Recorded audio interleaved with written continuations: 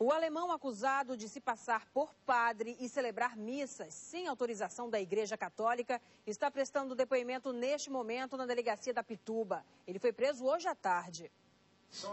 André von Hohenzoller foi preso na região da Pituba, acusado de falsidade ideológica. Segundo a Arquidiocese de Salvador, nos últimos 3 anos, ele teria se passado por padre na capital e no interior do estado.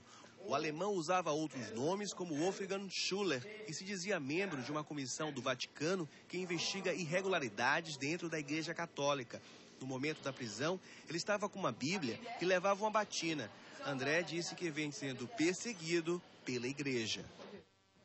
Em 2004, o falso padre já havia sido preso pela Delegacia de Proteção ao Turista e deportado para a Alemanha. Foi solto nesta sexta-feira o dono do site Pura Política, João Andrade Neto.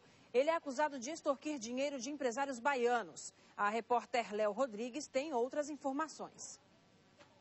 João Andrade Neto foi liberado agora há pouco, no início da noite, depois de 10 dias de prisão. Ele saiu daqui da sede da Polinter acompanhado dos advogados. O dono do site Pura Política é acusado de extorsão. Segundo a polícia, ele chantageava empresários e políticos baianos e, em troca, pedia dinheiro para não publicar supostas denúncias contra eles. O acusado foi solto porque venceu nesta sexta-feira a prisão temporária. A delegada que coordena as investigações, Gabriela Macedo, solicitou a prisão preventiva, mas o pedido ainda não foi julgado. O Ministério Público tem 15 dias para analisar o inquérito e dar um parecer sobre o caso. João Andrade Neto saiu sem falar com a imprensa. Léo Rodrigues para o Bahia Record. Ratos e baratas vêm tirando o sossego de alguns moradores do bairro da Liberdade, em Salvador. Os insetos seriam atraídos pelo lixo que uma mulher acumula dentro da própria casa. Os vizinhos já não toleram mais a situação. Há 4 anos, os moradores da rua Lime Silva, no bairro da Liberdade, têm enfrentado uma situação delicada. O problema vem da casa de Dona Olívia. É que o imóvel virou um depósito de lixo depois que ela começou a levar para casa tudo o que encontra na rua. É porque eu não tenho um lugar exato assim para botar arrumadinho, tudo bonitinho, como eu gosto. Os vizinhos reclamam dos problemas provocados pelo acúmulo de lixo.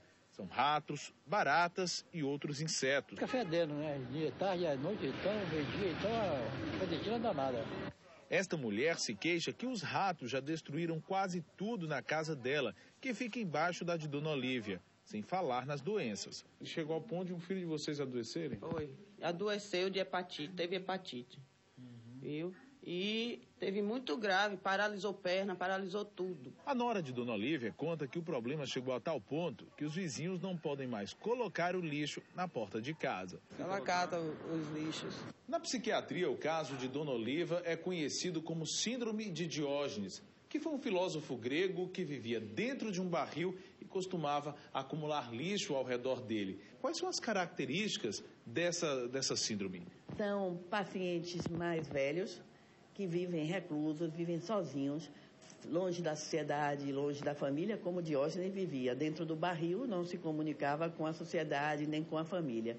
E, geralmente, eles costumam acumular coisas. E dentro dessas coisas que eles acumulam, a maior parte das vezes eles acumulam lixo. Nesse estágio que Dona Olívia chegou aí, exige e precisa-se de um tratamento, né? Prioritariamente um tratamento, principalmente medicamentoso. Sem condições para arcar com um tratamento, a família pede ajuda. Daquele jeito ali não dá para continuar. Certo, eu e o filho dela, a gente está correndo atrás para ver se consegue internamento e a gente precisa de uma força de alguém, né? Tenha condições que possa ajudar a gente.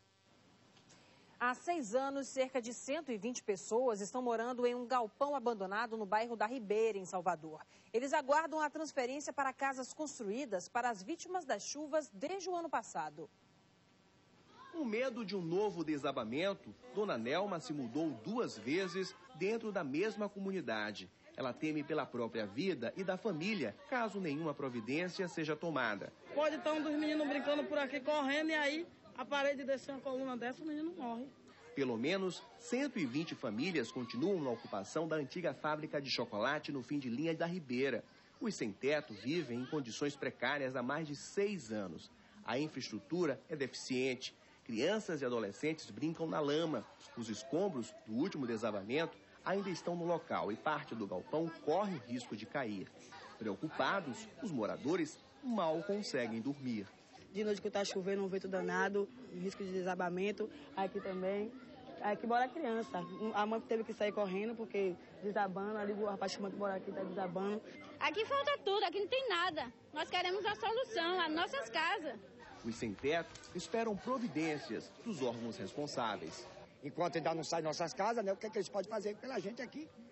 Principalmente a limpeza da área. A Diretoria de Habitação da Prefeitura de Salvador disse que o problema deve ser resolvido ainda este ano. O risco iminente ali de desabamento, inclusive a Defesa Civil já separou a área, fez o escoramento, tirou as famílias de outra área que estava mais comprometida, botou para a área de cá. Então, as famílias vão sair e imediatamente aquele prédio vai ser demolido. Depois que todas as famílias forem cadastradas, elas devem ser transferidas para uma área na região de Barro Duro, onde a Prefeitura construiu 415 casas. As famílias vão ser transferidas para um outro empreendimento que deve ficar pronto agora em setembro. Já está em fase de conclusão, vai entregar agora em setembro.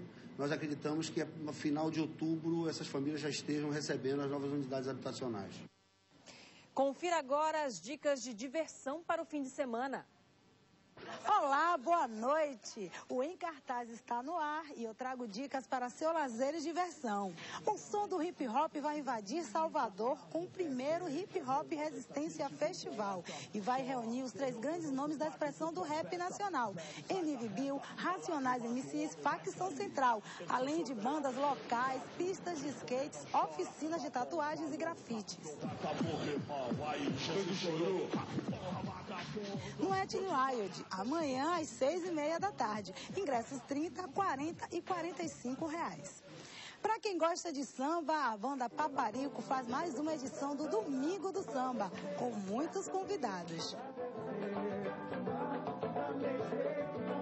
No The Best Beat, na Ribeira, domingo às 4 da tarde. Ingressos 15 e 30 reais. A banda Capital Inicial chega a Salvador e traz a turnê Das Capital. E a Negra Cor vai abrir o show para esquentar a galera.